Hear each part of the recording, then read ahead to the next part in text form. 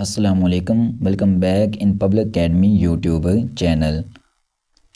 आज हम दोबारा हाज़िर हैं नाइन्थ क्लास की केमिस्ट्री के लेक्चर नंबर 2 में। हमने लेक्चर नंबर 1 के अंदर हमने केमिस्ट्री की डेफिनेशन को डिटेल के साथ पढ़ा था और केमिस्ट्री की ब्रांचेस को पढ़ा था। आज हम डिस्कस करने जा रहे हैं स्टेट्स ऑफ मैटर यानी कि मादे की हालतें। तो this world is made up of matter and energy. ये दुनिया दो चीज़ों से मिलकर बनी हुई है, एक मैटर से और एक एनर्जी से। अब मैटर और एनर्जी में क्या फ़र्क है? जो मैटर है ये मटेरियल होता है और जो एनर्जी है ये होती है नॉन मटेरियल। मटेरियल उस चीज़ को बोलते हैं जिसका वज़न भी हो और वो जगह भी घेरे, वो चीज़ मटेरियल होती है। और जो मैटर है वो मटेरियल है। और जो एनर्जी होती है ये नॉन मटेरियल होती है, इसका वज़न भी नहीं होता और ये जगह भी नहीं घेरती। तो अगर क्वेश्चन आए कि different between material and non material, तो इसकी डिफ़ाइन आप यूँ लिखेंगे कि मटेरियल वो चीज़ है जिसका वज़न भी है और वो जगह भी घेरती है। For example matter. और नॉन मटेरियल क्या होता है? ऐसी चीज़ जिसका वज़न भी ना हो और वो जगह भी ना घेरे, वो क्या होती है?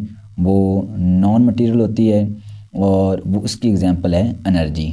तो लिहाजा this world is made up of matter and energy. ये दुनिया मैटर और एनर्जी से मिलकर बनी है।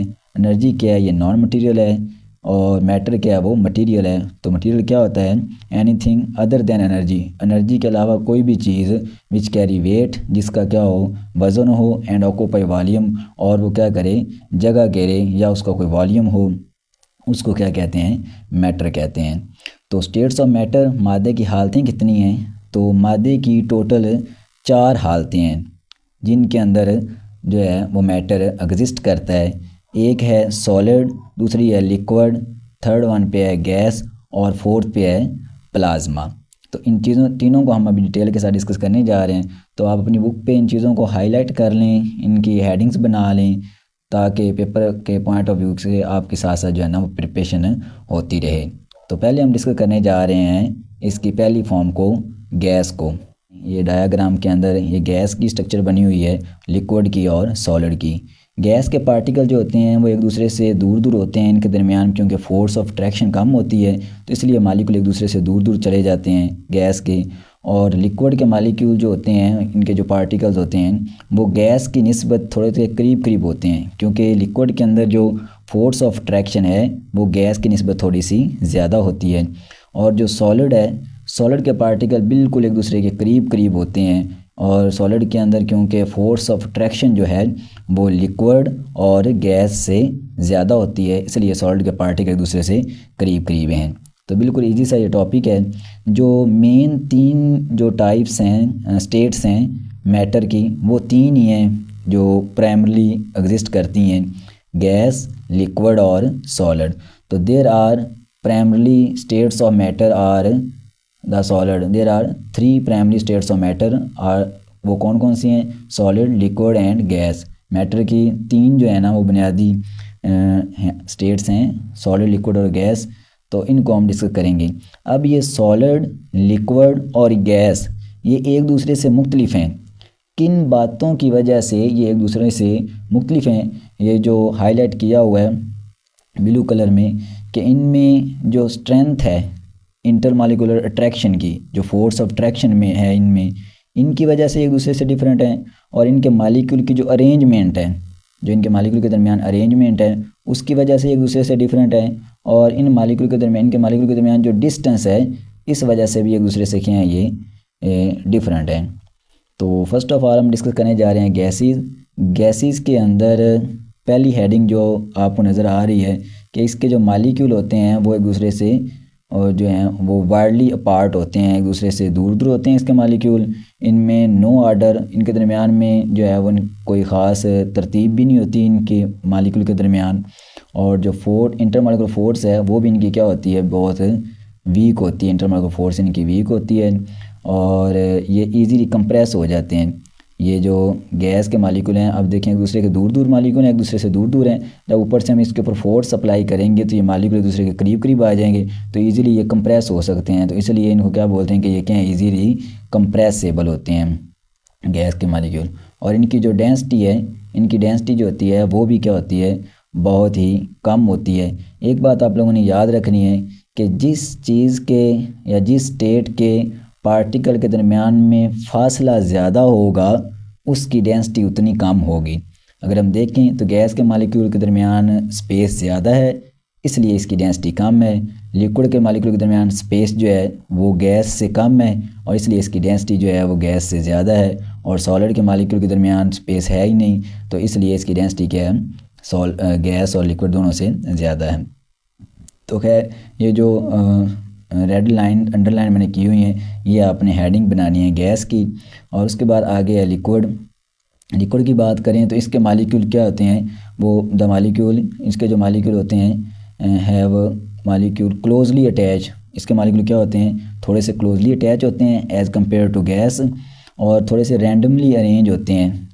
मालिक्यूल होते करीब करीब हैं लेकिन उसमें कोई ख़ास अरेंजमेंट नहीं होती, लेकिन गैस के निस्बत थोड़े से वो करीब करीब होते हैं। उसके दरमियान इसके बाद इसके दरमियान आया था इसकी इंटरमालिक्यूलर फोर्स जो है वो थोड़ी सी ज़्यादा होती है as compare to gas, gas से थोड़ी ज़्यादा होती है। और ये इजीली कंप्रेसिबल नहीं होते, क्योंकि जिस तरह हम पानी के अंदर हाथ लगाते हैं या उसको फोर्स अप्लाई करते हैं तो वो अगर उसको थोड़ी सी साइड में स्पेस मिले तो थोड़ा सा कंप्रेस हो जाता है, लेकिन इजीली नहीं होता।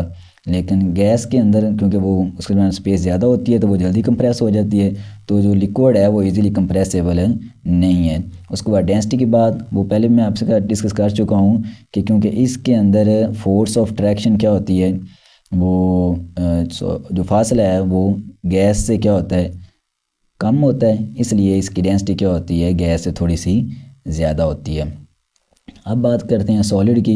तो सॉलिड की आपने हेडिंग पहली कौन सी बनानी है, इसकी डेफिनेट शेप होती है, ख़ास इसकी शक्ल होती है सॉलिड की, और इसका फिक्स्ड वॉल्यूम होता है, इसका ख़ास वॉल्यूम भी होता है, और इसके पार्टिकल क्या होते हैं, क्लोजली पैक्ड होते हैं। सॉलिड के पार्टिकल क्या होते हैं, एक दूसरे से बिल्कुल करीब करीब होते हैं, क्लोजली पैक्ड होते हैं इसके पार्टिकल। और इसके दरमियान जो फोर्स इंटरमॉलिक्यूलर फोर्स वो क्या होती है, बहुत स्ट्रॉन्ग होती है।